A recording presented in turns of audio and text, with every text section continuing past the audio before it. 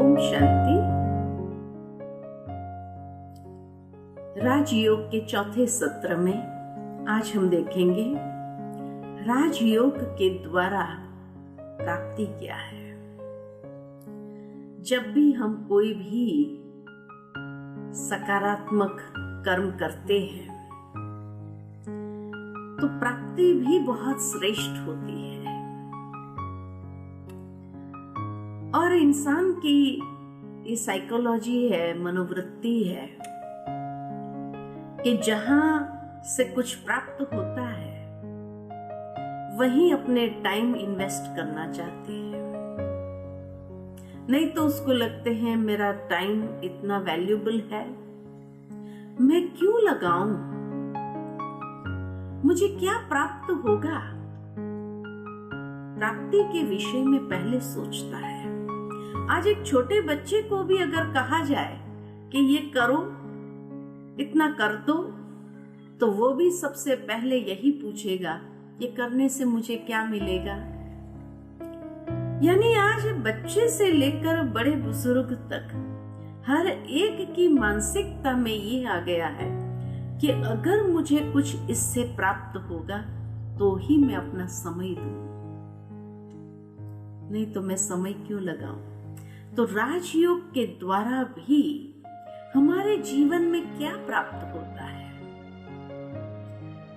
राजयोग के द्वारा बहुत सुंदर अनमोल उपहार प्राप्त होते हैं और वो प्राप्ति है आंतरिक शक्ति की। मनुष्य जब भी भगवान के मंदिर में जाते हैं तो हमेशा अपनी प्रार्थना में भगवान से यही कहता है कि हे प्रभु मुझे शक्ति दो।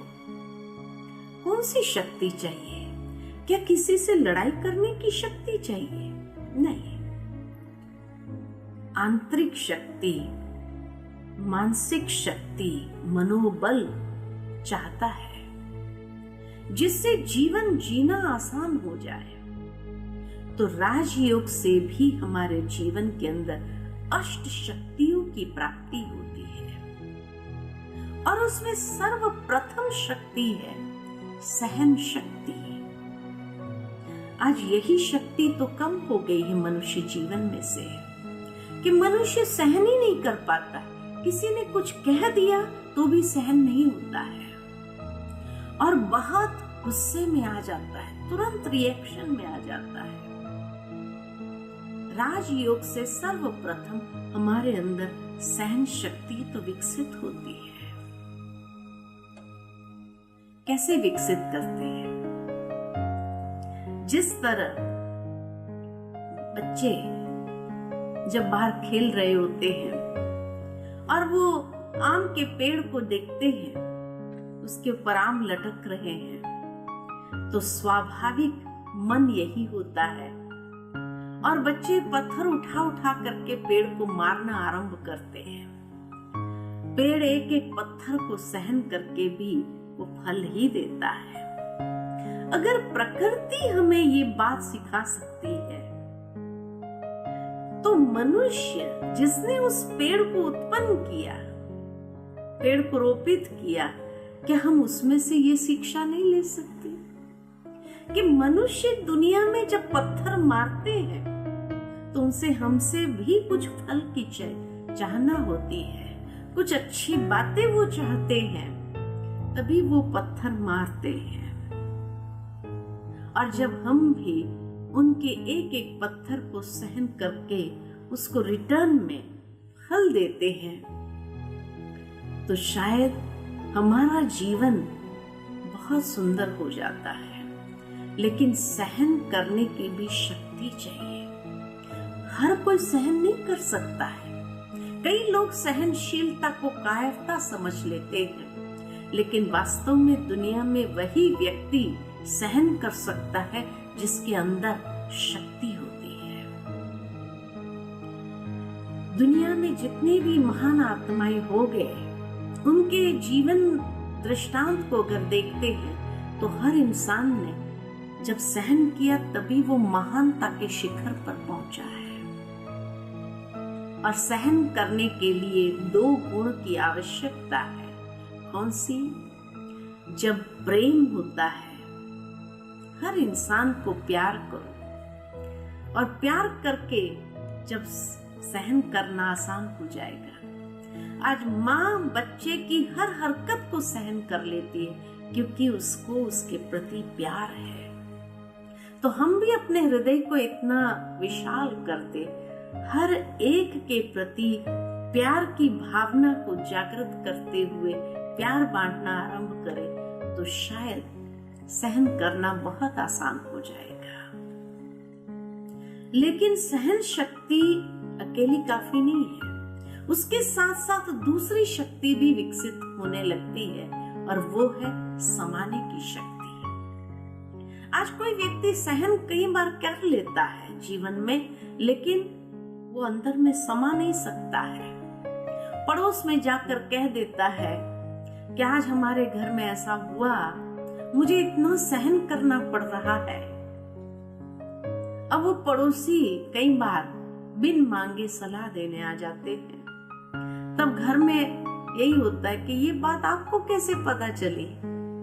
तो कहीं नहीं, आपके घर से ही आए थे, तो हमने सोचा कि आपको वो कह नहीं पाते तो हम आपको कह देते हैं। और तब जाकर आग में घी जैसे डालने वाला काम हो जाता है। तो सहन किया, ये महानता थी, लेकिन समा नहीं सके तो भी जीवन के अंदर कई झगड़े आरंभ हो जाते हैं, कई परिस्थितियां खड़ी हो जाती है।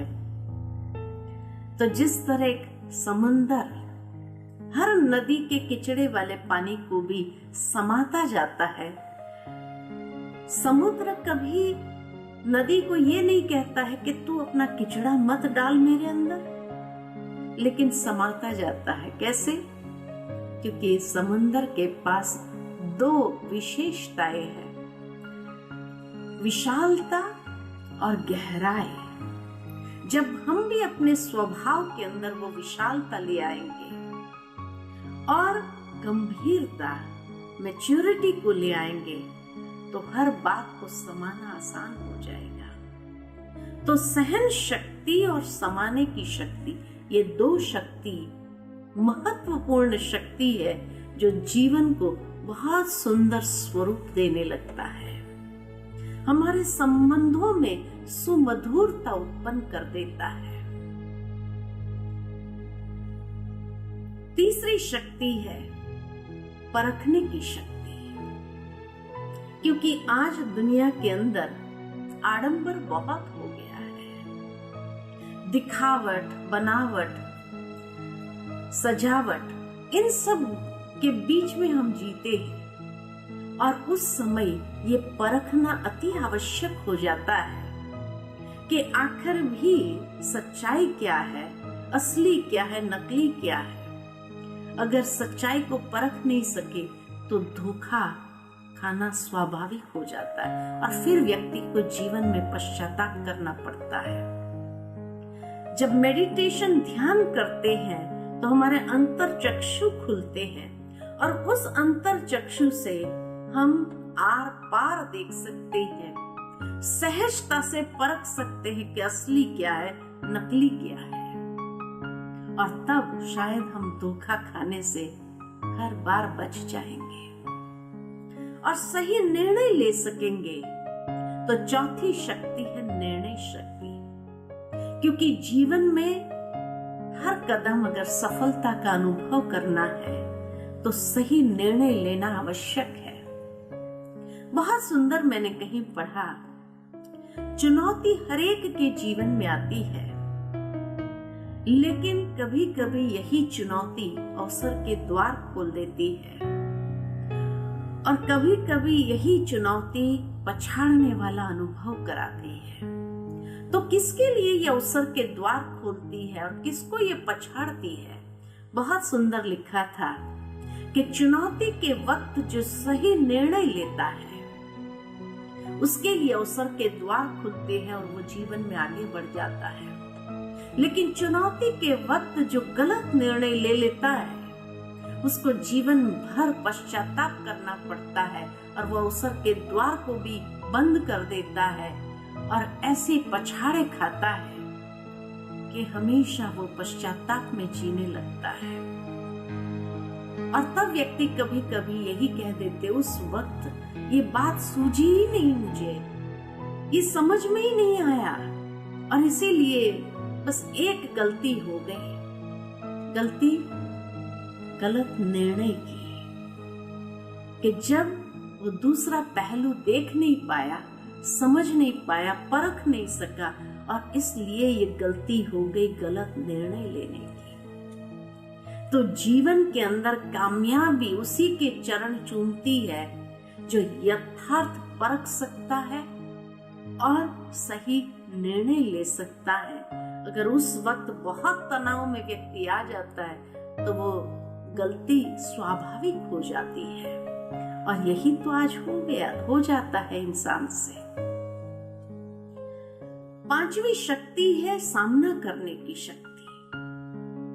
कई बार सहन करना होता है, कई बार सामना भी करना होता है, लेकिन कब सहन करना है, कब सामना करना है। बहुत सुंदर पढ़ा मैंने कि सहन हमेशा व्यक्तियों से करना होता है, परिस्थिति का सामना करना होता है। लेकिन आज कई बार व्यक्ति उल्टा कर लेता है, व्यक्तियों का सामना करने लगता है और परिस्थिति को सहन करना शुरू कर देता है। तब व्यक्ति जीवन के अंदर अवसाद का अनुभव करने लगता है। नहीं, व्यक्तियों से सहन करो और परिस्थिति आई तो उसको डट कर सामना करो, पार करो, ओवरकम करो उसको। आज अगर व्यक्ति का सामना करने जाएंगे तो संबंधों में खटाश, कड़वापन अनुभव होगा और हमेशा हमेशा के लिए रिश्तों में दरारें पड़ जाएगी, टूट जाएंगे, बहुत दूर हो जाएंगे एक दूसरे से और जीवन महसूस नहीं होगा। परिस्थिति को सहन नहीं करना है, क्योंकि परिस्थिति को अगर सहन करने गए तो भी जीवन के अंदर वो परिस्थिति हमें दबाने शुरू करेंगी, इतना दबाएंगे कि शायद व्यक्ति ऊपर उठना अपने आप में असंभव महसूस कर पाएगा। इसीलिए परिस्थिति का सामना करो और रिश्तों में सुमधुरता बनी रहे, इसलिए सहन करके उसको पार करो। सहन करने से हम छोटे तो नहीं हो जाएंगे, सहन करने से कुछ गंवाएंगे नहीं, सहन करने से हमारे रिश्ते जुड़े रहेंगे, बने रहेंगे। थोड़ा बहुत अगर सहन करना भी पड़ा तो कौन सी बड़ी बात है, रिश्ते तो हमारे संभल जाएंगे। लेकिन परिस्थिति को सामना करते हुए उसको पार करो। उसके साथ साथ छठी शक्ति है सहयोग की शक्ति, कि सहयोग भी एक बहुत बड़ा गुण है। कहा जाता है कि सहयोग देना और लेना ये देवताई क्वालिटी है और सहयोग न देना न लेना ये आसुरी स्वभाव है। कि मनुष्य जब अपने संबंधों के अंदर समीपता में है तो संबंध देना और लेना सहज हो जाता है। वो कहानी तो आप सबने सुनी होंगी कि एक बार इंद्र ने देवताएं और असुरों को दावत पर बुलाया और सबके लिए एक ही नियम था कि हाथ सीधा रख करके भोजन करना है। देवताएं बहुत सुंदर तरीके से भोजन कर पाए, असुर बड़े परेशान हो गए और भूखे ही उठ गए। देवताएं क्यों भोजन कर पाए? क्योंकि उनमें स्नेह और मधुरता इतनी थी संबंधों में कि एक दूसरे को खिलाने में उनको कोई तकलीफ नहीं थी। असुर खिला नहीं सके क्योंकि आपसी संबंधों में भी वो प्यार नहीं था, इसीलिए वो एक दूसरे को खिला नहीं सके। तो सहयोग देना और लेना ये देवताई लक्षण है और न देना न लेना ये आसुरी लक्षण है। हम कौन है, अपने आप को देख ले कि देवता बनना चाहते हैं या आसुरी लक्षण वाले हैं। सातवीं शक्ति है विस्तार को संकीर्ण करने की शक्ति। जैसे कछुआ है, अपनी इंद्रियों को विस्तार भी करता है और संकीर्ण भी कर लेता है। जब उसको कारोबार में आना है तो विस्तार करता है, नहीं तो व्यर्थ में अपनी शक्ति को समाप्त नहीं करता है, वहां संकीर्ण लेता है। हम भी इस कछुए से ये गुण तो अवश्य ले ले अपने जीवन में कि जब हमें कर्म करना है तो अपनी इंद्रियों को विस्तार में लाए, कर्म करें। लेकिन जब कर्म समाप्त हो जाए तो इंद्रियों को समेट ले, उसकी शक्ति को व्यर्थ न गवा दे और ईश्वर के अंदर ध्यान लगाए, तो हम अपने शक्ति का संचार कर सकते हैं और उसको विकसित भी कर सकते हैं। और आठवीं शक्ति है समेटने की शक्ति। जैसे बाहर गांव जाना होता है तो बैग बिस्तर को समेट लेते हैं, सारा घर उठा कर नहीं ले जाते हैं। ठीक इसी तरह जीवन भी एक मुसाफरी है और इस मुसाफरी पर चलना है तो हमें भी बैग बिस्तर अपना समेटे रखना जरूरी है। बैग के अंदर क्या डालेंगे? कीमती चीजें, और बिस्तर के अंदर लपेट लेते हैं चीजों को। ठीक इसी तरह जीवन की यात्रा में भी जो हमारे लिए बहुत अनमोल है वो है अटैची, जिसके अंदर हम सद्गुणों को भर ले और पाप कर्म का बिस्तर बांध ले, क्योंकि वो कोई हाथ लगाने वाला नहीं है। यात्रा में अक्सर कई चोर भी होते हैं जो हमारे कीमती चीजों को चुरा लेते हैं।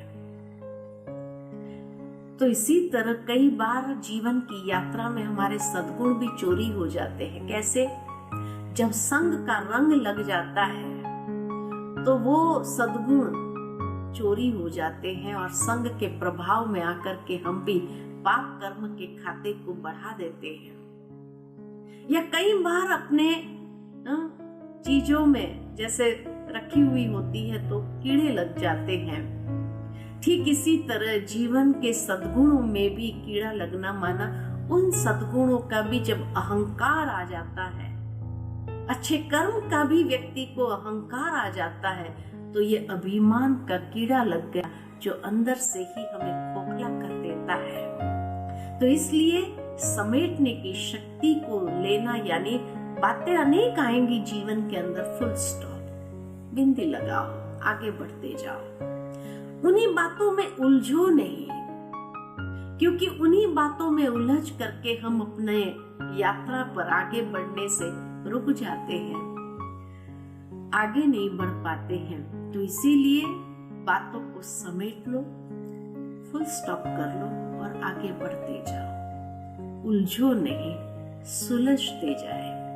तो इसीलिए ये अष्ट शक्ति, सहन शक्ति, समाने की शक्ति, परख शक्ति, निर्णय शक्ति, सामना करने की शक्ति, सहयोग देने की, लेने की शक्ति, विस्तार को संकीर्ण करने की शक्ति और समेटने की शक्ति, ये आठों शक्ति योग के द्वारा, ध्यान के द्वारा हमें जब आध्यात्मिक चक्षु को खोलते हैं तब प्राप्त होने लगते हैं और तब हमारे जीवन की क्वालिटी बहुत सुंदर हो जाती है। ओम शांति।